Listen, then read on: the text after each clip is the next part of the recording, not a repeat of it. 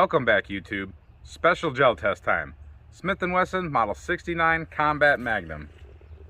2 3/4 inch. We've been shooting this a lot lately on the channel. It's filthy. And before we clean it up, we have one more, like I said, special gel test for you. What makes this gel test special? Is it the Hornady Custom 44 Mag XTP? Nope, we've already shot that. It's what we're gonna put it up against. Black Talon 44 Mag 250 grain SXT deep penetrator. Let's see what these things really do in real life.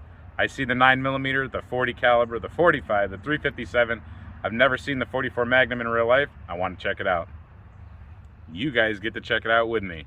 We have the misbehaving chronograph today. The light's really low. We'll see if I can get it to work or not. So I don't know if we'll get a chronograph reading, but we're definitely going to put these in gel, and then we'll see what else we want to do with them eventually. But for now, let's just see how they do against the Hornady. We're going to use the Hornady because in our previous gel test, that was one of the only expanding rounds that did their job as an expander. I'm pretty sure this is going to expand. 2 3/4 inch barrel, let's see. So, like I said, to start out with, the Hornady XTP 44 Mag 240 grain, going at an advertised muzzle velocity of 1350.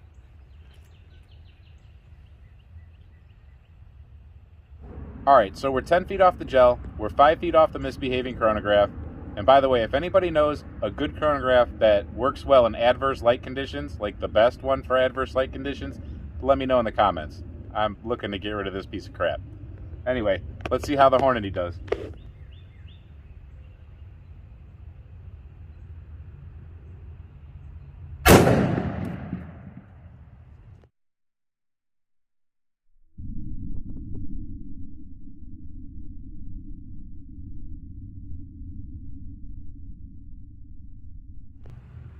$11.91 on the chronograph.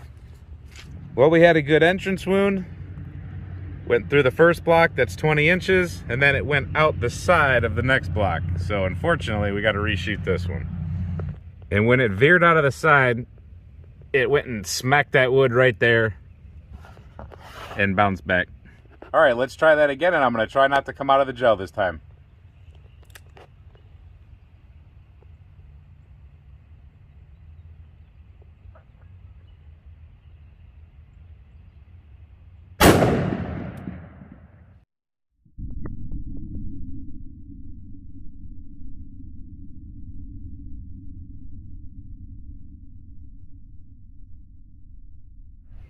$12.31. All right, basically identical entrance wound. This is some old stuff in the gel, sorry about that.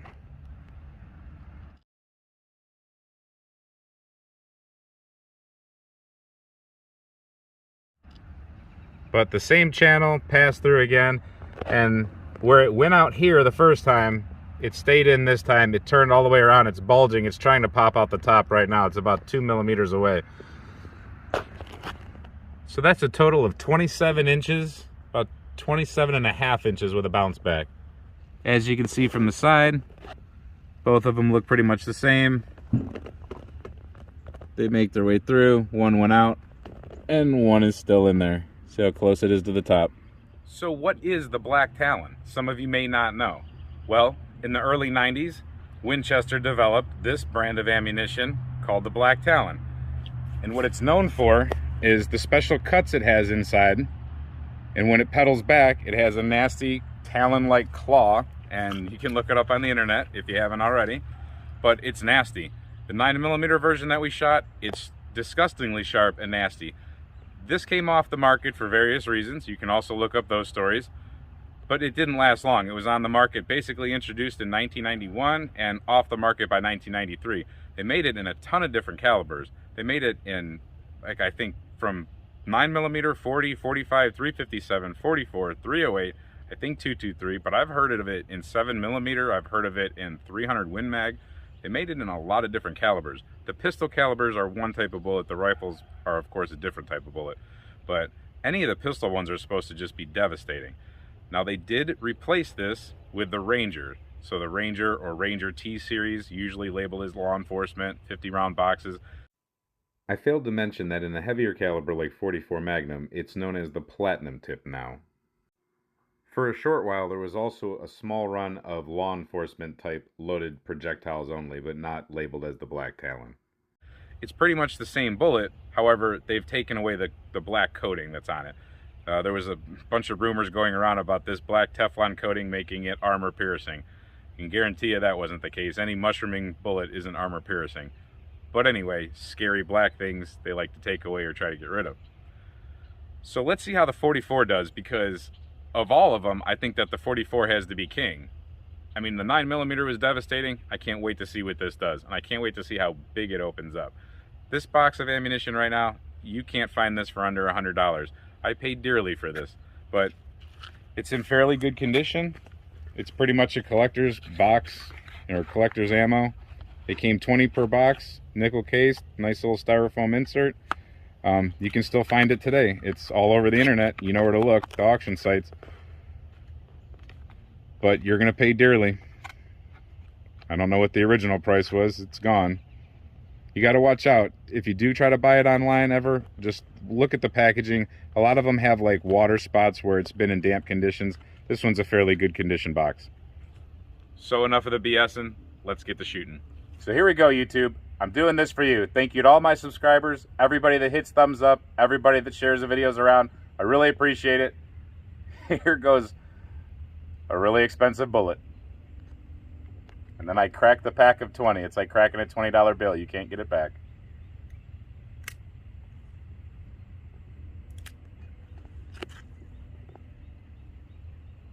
Black Talon 44 mag.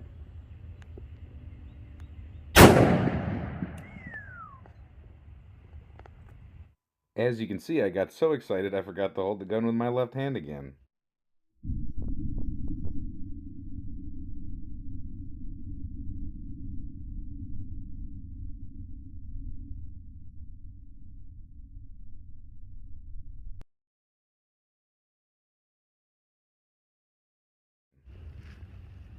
$11.19.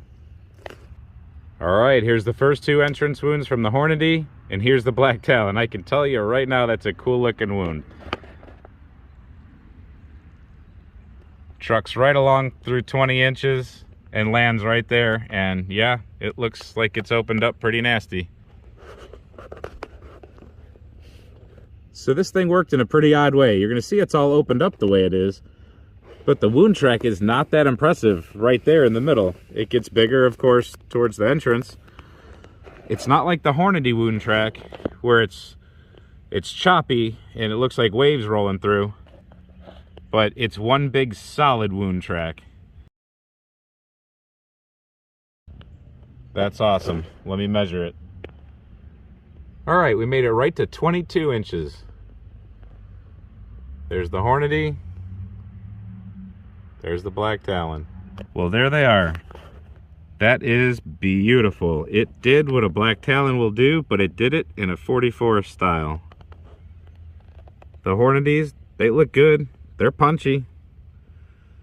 But man, this thing took a deep dive and opened up. That's crazy. And it is sharp like a Black Talon should be. This one's a little bit more pretty than the 9mm, I think. Just as far as the flower looking pattern. So the Black Talon comes in at 260.9, almost 261 grains. There's nothing extra attached to this round. It's got an exposed lead base or something. But, yep, it's 11 grains heavier than it's supposed to be on the box. That's really odd. I haven't seen too many bullets that are heavier than they're supposed to be. Interesting. You see it again. And the Hornadys are right where they're supposed to be. They only lost about 1 grain.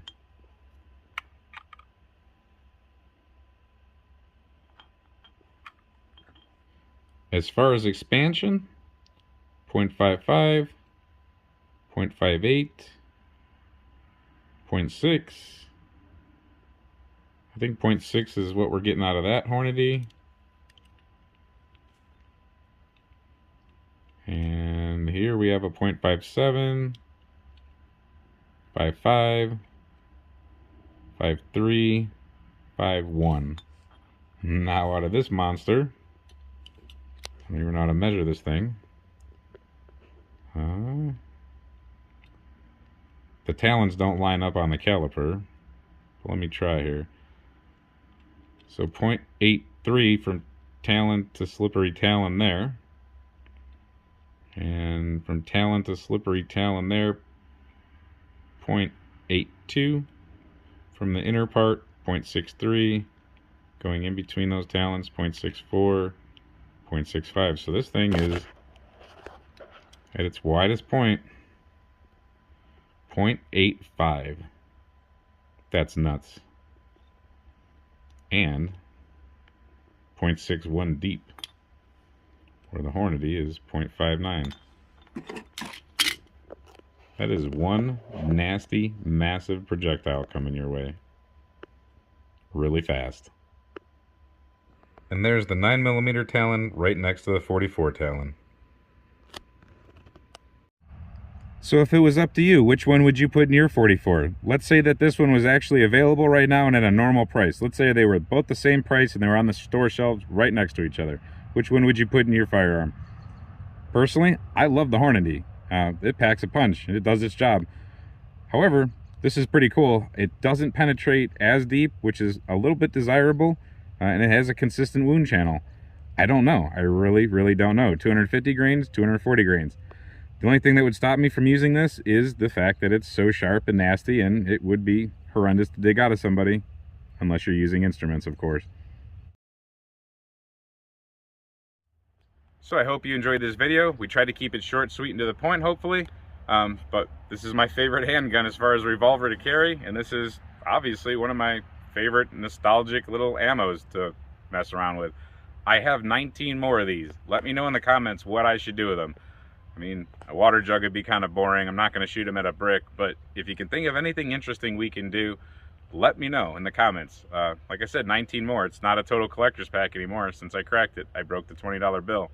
But again, thanks for watching. Please click like, share, and subscribe. Make sure you hit the notification bell so you know when our videos drop. And if you want to support us directly, we're on Patreon. And thank you to all of our Patreon members that are already there. As always, have fun, stay safe, and keep shooting. See you next time.